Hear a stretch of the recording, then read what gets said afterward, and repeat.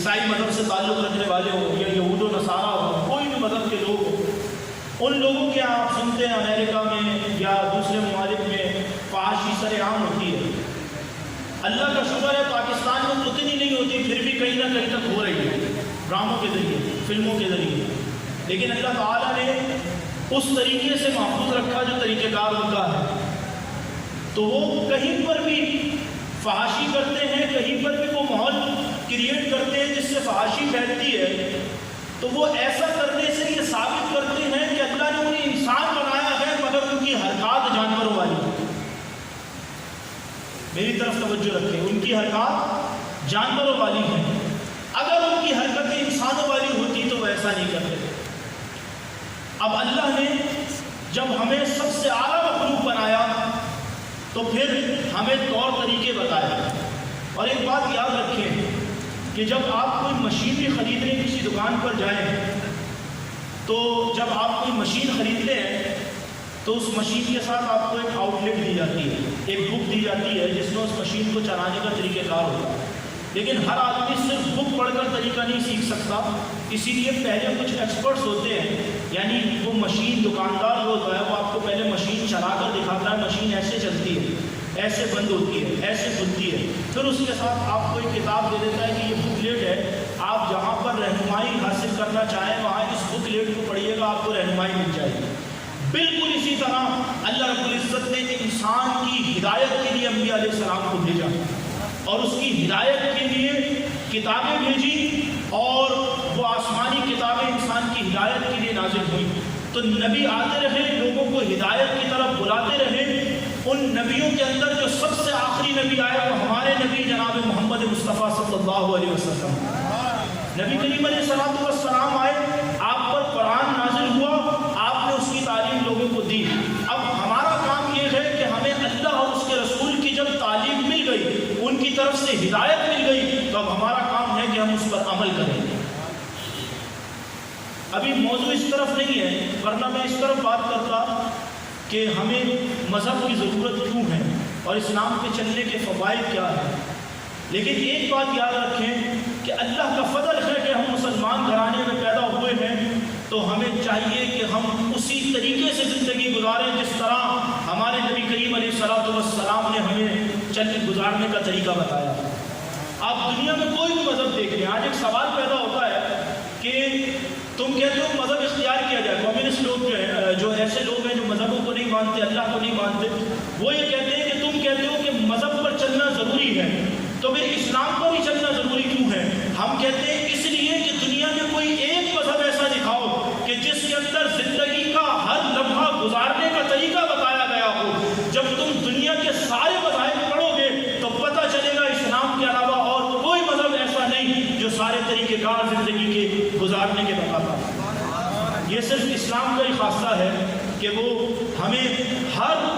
زندگی کا ہر لمحہ گزارنے کا طریقہ بتاتا ہے۔ تو اسی لیے ہمیں چاہیے کہ اسلام کی تعلیمات پر عمل کریں، اور اسلام کی تعلیمات میں سے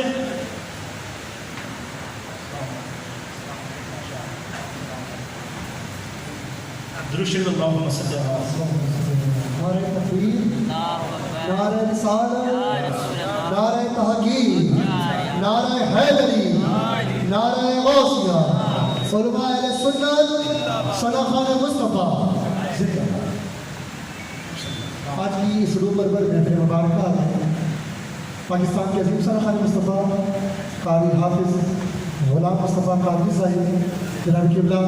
محمد ساجد رضا قادری صاحب آج کی اس محفل مبارکہ میں جلوہ افروز ہوئے۔ آپ کے تمام دوست احباب کی جانب اور دیگر دوست احباب کی جانب سلام پیش کرتے ہوئے، اپنی عقیدت پیش کرتے ہوئے آج اس محفل پاک میں اپنے خصوصی خطاب سے ہمارے دلوں کو قلوب و اذہان کو منور فرما رہے ہیں پیر حضرت حسان الہی قادری چشتی فرقی صاحب۔ سبحان اللہ۔ ماشاء اللہ ہمارے کراچی سے مہمان خواہ تشریف لا چکے ہیں۔ میں انشاءاللہ 10-12 منٹ آپ کے سامنے گفتگو کروں گا، انشاءاللہ پھر ہم انشاءاللہ سب ان کو سنیں گے۔ اللہ تعالیٰ ان کی آواز میں، علم میں، عمل میں اور برکت عطا فرمائے۔ حضور علیہ السلام نے فرمایا نکاح میری سنت ہے، اور آپ علیہ السلام نے نکاح کرنے کا حکم فرمایا نکاح حضور علیہ الصلوۃ والسلام کی سنت ہے، مگر ایک بات یہ یاد رکھنی چاہیے کہ نکاح کے ساتھ جو خرافات ہم نے جوڑ رکھے ہیں، ہمیں ان خرافات سے بچنا چاہیے۔ کیوں؟ اس لیے کہ آج کے دور میں جب شادی کی تقریبات ہوتی ہیں، نکاح ہوتا ہے، تو اس کے اندر ایسی رسومات پر عمل کیا جاتا ہے جن رسومات کا اسلام سے کوئی تعلق نہیں، جن میں خاص طور پر گانے سننا، گانے بجانا، ایسی رسومات پر عمل کیا جاتا ہے، جبکہ آقا علیہ الصلوۃ والسلام نے فرمایا کہ جو کوئی کسی عورت کا گانا سنے، روز محشر اس کے کان میں سیسا، جہنم کا سیسا اس کے کان میں ڈالا جائے۔ تو آپ سوچیں کتنا سخت عذاب ہوگا اس روز، جس روز محشر کا دن ہوگا، جو لوگ گانے سنتے سناتے ہیں ان کے اوپر۔ تو یاد رکھیں کہ ایسی چیزیں جو اسلام میں منع ہیں، ان چیزوں سے بچنا چاہیے، کیونکہ نکاح حضور علیہ الصلوۃ والسلام کی سنت ہے، اور سنت کے ساتھ ایسی چیزوں کو جوڑ دینا کہ جو چیزیں اسلام کے خلاف ہوں، اس سے ہم سنت کی برکتوں کو ختم کرتے ہیں۔ جو برکتیں ملنی چاہیے تھیں، ان برکتوں کو ہم اپنے سے دور کر دیتے ہیں، جو فوائد ہونے تھے ان فوائد کو ہم دور کرتے ہیں، کیونکہ حضور علیہ الصلوۃ والسلام کے فرمان کے مطابق شادی کی رات جس وقت شوہر اپنے کمرے میں جائے اور دونوں میاں بیوی رات کے پہر اس وقت دونوں وضو کریں اور وضو کر کے مصلی پر آئیں اور نفل پڑھیں، تو جس وقت وہ نفل پڑھتے ہیں اللہ رب العزت تمام فرشتوں کو بلاتا ہے اور بلا کر فرماتا ہے کہ آج سارے آسمان کو نئے سرے سے سجا دو، اس لیے کہ آج دو لوگوں نے مجھ سے صلح کر لی۔ تو کیا پتہ چلا؟ پتہ یہ چلا کہ اس رات، جس رات اللہ رب العزت نے، جس رات انسان نکاح کرتا ہے اور نکاح کرنے کے بعد انسان اپنے اس فعل سے کچھ دیر کے لیے اس لیے رک جاتا ہے کہ میں پہلے اپنے رب کو سجدہ کر دوں، تو یہ عبادت اللہ کو اتنی پسند ہے کہ اللہ تعالیٰ پورے آسمان کو نئے سرے سے سجوا دیتا ہے۔ اور اسی طرح ایک اور حدیث میں ہے کہ رات کے پہر شوہر اٹھے اور اٹھ کر اپنی بیوی کو اٹھائے اور کہے اٹھ کر وضو کرو، اور اس کے بعد خود وضو کرنے چلا جائے، اور جب وضو کر کر آئے تو بیوی سو رہی ہو تو وہ اس کے چہرے پر پانی ڈالے اور اس کو اٹھائے کہ اٹھو اور تہجد کی نماز ادا کرو۔ حضور فرماتے ہیں کہ جب یہ دونوں تہجد کی نماز ادا کرتے ہیں تو اللہ فرماتا ہے فرشتوں، یہ سجدے، یہ رکوع میں نہ جانے پائیں، اس سے پہلے جنت سے میرے فضل کی چادر لے کر جاؤ اور ان کو اس چادر میں لپیٹ دو۔ تو یہ انعام ملتے ہیں کس چیز سے؟ کہ جب انسان نکاح کر کے اپنا رخ اپنے رب کی طرف کرتا ہے اور اللہ کی طرف، اللہ کے سے اپنا دل لگاتا ہے۔ تو ضرورت اس بات کی ہے کہ نکاح کے ساتھ جو خرافات کی چیزیں ہیں ان کو چھوڑ دیا جائے اور اللہ رسول کا ذکر کیا جائے، اور پھر جب انسان کی شادی ہو تو وہ اس بات کا عہد کرے، وہ بھی اور جو عورت ہے وہ بھی، مرد اور عورت دونوں اس بات کے بارے میں سوچیں کہ اب سے جو نئی زندگی شروع ہو رہی ہے، پرانے گناہوں سے سب سے توبہ کر کے اب ساری زندگی اللہ اور اس کے رسول کی رضا کے لیے گزاریں، اور یقیناً جب میاں بیوی اللہ اور اس کے رسول کی رضا کے لیے زندگی گزاریں اور اللہ اور اس کے رسول کو راضی کرنے کی کوشش کریں تو اللہ تعالیٰ بے شک ان سے راضی بھی ہوگا اور انہیں دنیا اور آخرت کے انعام عطا فرمائے گا۔ یہ بات تو خاص شادی کے حوالے سے، لیکن میں گفتگو ختم کرنے سے پہلے ایک بات جو بڑی خاص کہنا چاہوں گا، وہ یہ کہ ہم الحمدللہ اہل سنت ہیں، اور اہل سنت وہ ہیں جو آقا علیہ الصلوۃ والسلام سے اور آپ کی ہر نسبت سے محبت کرتے ہیں۔ میں نے کسی ایک کا نام نہیں لیا، میں نے کہا جو چیز آقا علیہ الصلوۃ والسلام سے نسبت رکھتی ہے ہم ہر اس نسبت سے محبت رکھتے ہیں، محبت کرتے ہیں۔ اب وہ نسبت صحابہ سے ہو یا اہل بیت سے، ہم دونوں سے محبت کرتے ہیں۔ ہم صحابہ سے بھی محبت کرتے ہیں، ہم اہل بیت سے بھی محبت کرتے ہیں، ہم خلیفہ بلا فصل حضرت ابوبکر صدیق رضی اللہ تعالی عنہ کی بھی گستاخی برداشت نہیں کر سکتے، اور مولا کائنات شیر خدا باب العلم حضرت امام علی کرم اللہ وجہ کی بھی گستاخی برداشت نہیں کر سکتے، جس طرح ہم حضور کے صحابہ کی گستاخی برداشت نہیں کر اسی طرح حضور کی اہل بیت کی بھی گستاخی برداشت نہیں کر سکتے. اور پھر اہل بیت میں وہ ہستی کہ جن کی نگاہ کرم سے اللہ نے بڑے بڑے لوگوں کو ولی بنا لیا، وہ ہستی امام موسیٰ کاظم رضی اللہ تعالیٰ عنہ، ان کی گستاخی کیسے برداشت کی جا سکتی ہے؟ وہ امام موسیٰ کاظم رضی اللہ تعالیٰ عنہ جس وقت آپ کو وقت کے بادشاہ نے جیل میں قید کر رکھا تھا، اس نے جیل میں قید کر رکھا اور جسٹسوں کو حکم، جتنے جسٹس تھے انہیں حکم دیا کہ آپ ان کے خلاف فیصلہ سناؤ. ان تمام ججز میں سے ایک جج تھے حضرت بہلول دانا علیہ رحمہ. اس وقت آپ جج تھے. حضرت بہلول دانا حضرت امام موسیٰ کاظم کی بارگاہ میں حاضر ہوئے اور حاضر ہو کر فرمایا حضور وہ مجھے کہتے ہیں کہ مجھے آپ کے خلاف فیصلہ سنانا ہے اور میں یہ بیعت بھی نہیں کر سکتا. اس وقت آپ پر وہ مذہوبیت کا رنگ نہیں تھا. اس وقت آپ لوگوں کی نظر میں ایک بہت بڑے جج تھے اور ایک دنیا دار آدمی تھے، ایک بہت بڑے جج تھے اور قاضی کا رتبہ اس وقت بہت بڑا ہوتا تھا. آپ نے کہا کہ حضور میں یہ بیعت بھی نہیں کر سکتا کہ آپ کے خلاف فیصلہ سناؤں. امام موسیٰ کاظم علیہ رحمہ سے پوچھا کہ حضور آپ فرمائیں میں کیا کروں؟ جب حضرت بہلول دانا نے اتنا کہا میں کیا کروں، امام موسیٰ کاظم کی زبان سے ایک دم نکلا جیم، صرف لفظ جیم نکلا. آپ نے سوچا کہ شاید امام موسیٰ کاظم مجھ سے کہہ رہے ہیں کہ اب مجنون کی طرح زندگی گزار. آپ نے اسی وقت اپنی ساری جائیداد راہ خدا عز و جل پہ دے دی اور پھر وہ جج کا لباس چھوڑ دیا اور فقیری کا لباس اوڑھ لیا اور روحانیت کی ایسی منزلیں طے کی کہ وقت کے بڑے بڑے آئمہ علماء روحانیت کی اور تصوف کی منزلیں طے کرنے حضرت بہلول دانا کے پاس جاتے تھے. یہ بہلول دانا، انہیں جو مقام و مرتبہ ملا، آج ساری دنیا میں ان کا ذکر ہو رہا ہے، وہ امام موسیٰ کاظم کی نگاہ کرم سے ملا ہے. تو جن امام موسیٰ کاظم پر اللہ کا اتنا فضل ہو کہ وہ نگاہ فرمائے، اللہ درجات بلند فرما دے، تو پھر جب کوئی ان کی گستاخی کرے تو اللہ رب العزت کا اس پر غضب کیسا نازل ہوگا؟ اللہ کا اس پر کیسا غضب ہوگا کہ جو امام موسیٰ کاظم کی گستاخی کرے. یاد رکھیں امام موسیٰ کاظم رضی اللہ تعالیٰ عنہ وہ عظیم ہستی ہیں کہ جن کے بارے میں فتاوی شامی میں لکھا ہے کہ بغداد شریف میں 2 مزار ایسے ہیں، 2 مقام ایسے ہیں جہاں پر کوئی دعا رد نہیں ہوتی. فرمایا ایک حضرت معروف کرخی کا مزار اور ایک امام موسیٰ کاظم کا مزار. فرمایا امام موسیٰ کاظم کے مزار پر جا کے رب سے جو مانگو اللہ عطا فرماتا ہے. ایسے عظیم امام کی گستاخی کی گئی ہے. امام حسن عسکری رضی اللہ تعالیٰ عنہ کی گستاخی کی گئی اور اہل بیت اطہار کی گستاخی ہم کسی صورت برداشت نہیں کر سکتے. یاد رکھیں یہ جو گستاخی کی گئی یہ لازمی کی طرف سے کی گئی جو دشمنان اہل بیت ہیں اور اس کے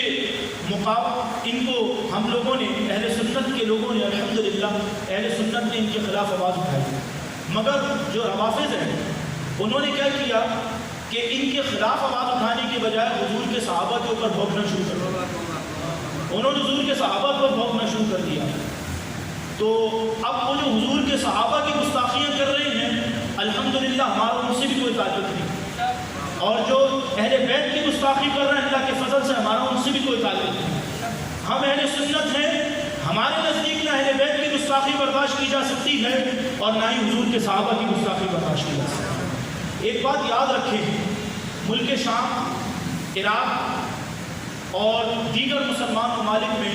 جہاں امریکہ نے حملہ کیا، یہ میری اپنی ایک تحقیق ہے، میں ان ممالک میں جہاں گیا ہوں میں نے یہ چیزیں دیکھی ہیں کہ ہر جگہ پر لڑائی نجدی اور رافضیوں کی، کہیں بھی لڑائی سنی اور رافضیوں کی نہیں. لڑائی ہر جگہ نجدیوں کی تھی یا رافضیوں کی. رافضیوں سے ہمارا اختلاف ہے، میں تو ان کے حق میں بات نہیں کر رہا، ان سے ہمارا اختلاف ہے. لیکن جہاں بھی لڑائی ہوئی دنیا میں وہ رافضیوں کی اور نجدیوں کی ہوئی، جسے نام دیا گیا سنی اور شیعہ کی لڑائی کا. جبکہ ہم یہ کہتے ہیں کہ نجدیوں کا سنیوں سے کیا تعلق جو حضور کے اہل بیت کی گستاخی، ان کا سنیوں سے تعلق نہیں ہو سکتا. تو ان دونوں کی لڑائی کو سنی شیعہ کی لڑائی کا نام دیا اور اس کے بعد اسی چیز کو بیس بنا کر ان ممالک پر امریکہ نے اور دوسرے ایسے ممالک نے حملے کیے. اور شیعوں نے جب نجدیوں پر فائر کھولنے تھے تو انہوں نے سنیوں پر فائر کھولے اور یہ کہا کہ ہم نجدیوں کو مار رہے ہیں کیونکہ یہ صحابہ کو ماننے والے ہیں اور ہم الحمدللہ صحابہ کے ماننے نجدی صحابہ کو مانتے اہل بیت کو نہیں مانتے، لیکن ہم اہل بیت کو بھی مانتے صحابہ کو بھی مانتے۔ مگر شیعہ جب فائر کرتے تھے تو کیونکہ ہم صحابہ کو مانتے ہیں تو اس بات کو بیس بنا کر سنیوں کو مارتے ہیں، اور جب نجدی فائرنگ کرتے تھے شیعوں کو مارنے کے لیے تو وہی کہتے تھے کہ اہل بیت کو ماننے والے، مزارات کو ماننے والے، وہ بھی ہمیں پر فائرنگ کر کے سنیوں کو مارتے تھے۔ پوری دنیا کے اندر جتنے ممالک آپ دیکھیں گے وہاں اگر مارا جاتا ہے تو یا رسول اللہ کہنے والوں کو مارا جاتا ہے، انہیں مانا جاتا ہے جو صحابہ اور اہل بیت سے محبت کرنے والے، اس لیے کہ اصل اسلام پر، اصل حق پر یہی لوگ ہیں، اور ان چیزوں کو آڑ بنا کر ساری دنیا کے اندر مسلمانوں پر حملہ کیا جاتا ہے۔ اس وقت ضرورت اس بات کی ہے کہ اہل سنت میں اتفاق ہو، اتحاد ہو، اور ایک ہو کر اسلام کے لیے آواز اٹھائی جائے، کیونکہ حقیقی طور پر اسلام اہل سنت کہ جو عقیدہ رکھتا ہے وہی اسلام پر ہے، جس کا عقیدہ وہ ہے جو امام احمد رضا خان فاضل بریلوی علیہ الرحمہ نے بیان کیا، وہی حق پر ہے، وہی حق پر ہے۔ اس کے علاوہ یہ سب گمراہ لوگ ہیں، ان سے بچیں۔ اور ایک اور بات میں خاص کہوں، کیونکہ الحمدللہ ہمارے کراچی میں ماشاءاللہ ہمارے ساجد بھائی بھی موجود ہیں، غلام مصطفیٰ بھائی، رضوان بھائی، ان حضرات نے وہاں پر باقاعدہ صحابہ کے گستاخوں کے خلاف کام کیا۔ اللہ تعالیٰ ان سب کو اس کی بہترین جزا عطا فرمائے۔ انہی چیزوں کی ضرورت حیدرآباد میں بھی ہے۔ ہمارے ناخواں حضرات کچھ کام کرتے ہیں، میں منع نہیں کر رہا، لیکن سارے نہیں۔ بڑے افسوس کے ساتھ میں یہ بات بیان کر رہا ہوں کہ جس وقت آصف علوی نے، اور اسے علوی کہنا بھی نہیں چاہیے، مولا علی سے اس کو کیا نسبت جو ابو بکر کی گستاخی میں، مجھے یاد ہے قبلہ ٹھٹا کے اندر پیر غلام جیلانی شاہ جیلانی صاحب کا مزار ہے، پیر غلام رضوانی صاحب کے والد، تو حضرت کیونکہ جیلانی سید ہے تو آپ اپنی ہر تقریر میں حضرت ابوبکر صدیق رضی اللہ تعالیٰ عنہ کی شان بیان کرتے تھے۔ تو ان سے کسی نے کہا کہ آپ اپنی ہر تقریر میں ابوبکر کا ذکر کرتے ہیں، کیوں؟ آپ نے فرمایا اس لیے کہ میں علی کا بیٹا ہوں۔ آپ نے فرمایا اس لیے کیونکہ میں علی کا بیٹا ہوں، اسی لیے میں اپنی ہر تقریر میں ابوبکر کا ذکر کرتا ہوں۔ تو علی والے وہ ہوتے ہیں جو ابوبکر کا ذکر کریں۔ بہرحال تو جب آصف نامی شخص نے حضرت ابوبکر صدیق رضی اللہ تعالیٰ عنہ کی اس میں بدترین گستاخی کی، اس وقت ہمارے حیدرآباد کا ایک لڑکا ہے، اس کا نام ہے دانش ہاشمی، اس نے اس کی تصویر لگائی اور لگا کر لکھا کہ اس کا کتنا نورانی چہرہ ہے، معذرت آصف کی تصویر لگائی۔ اسے لوگوں نے کہا کہ یار تم تو سنیوں کے اسٹیج پر پڑھتے ہو، انہوں نے نہیں، میں اہل تشیع ہوں لیکن میں سنیوں کے اسٹیج پر پڑھتا ہوں۔ بڑے افسوس کے ساتھ اس کا بھی ایکسیڈنٹ ہوا ہے، تو پیر پہ چوٹ لگی ہے۔ تو ہمارے حیدرآباد کے کافی ناخواؤں کی میں تصویریں دیکھ چکا ہوں جو بار بار اس کے گھر جا رہے ہیں اور اس کے لیے دعائیہ میسج چلا رہا ہے، اللہ تعالیٰ اس کو صحت عطا فرمائے۔ آپ اس کے لیے دعا کریں، ہمارا دوست بیمار ہے، اللہ اسے شفا عطا فرمائے۔ آپ کس کے لیے شفا مانگو؟ آپ تو یہ دعا لکھ کر بھیجتے اللہ اسے ایمان عطا فرمائے، اللہ اسے ایمان عطا فرمائے۔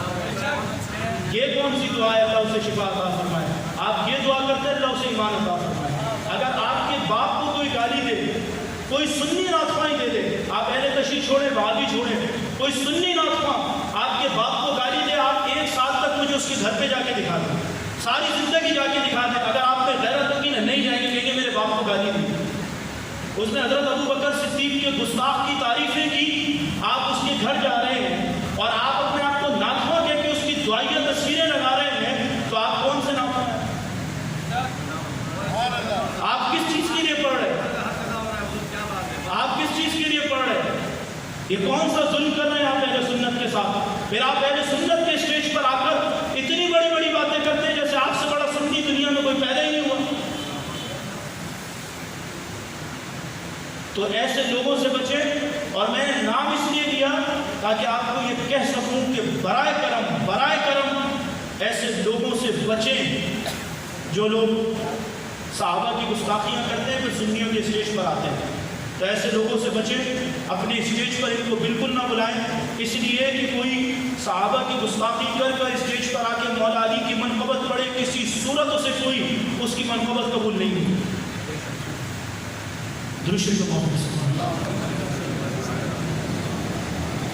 حضرت ابوبکر صدیق صدیق رضی اللہ تعالی عنہ کی گستاخی کر کے، حضرت عمر کی گستاخی کر کے، حضرت عثمان کی گستاخی کر کے کوئی مولا علی کی منقبت کرے اور سوچے مولا علی راضی ہو جائیں گے، کسی صورت نہیں ہوں گے، کسی صورت نہیں ہوں گے. اور کوئی امام موسیٰ کاظم کی گستاخی کر کے ابو بکر کی شان بیان کرے، ابو بکر کبھی راضی نہیں ہوں. یہ بات یاد رکھیں، امام موسیٰ کاظم کی شان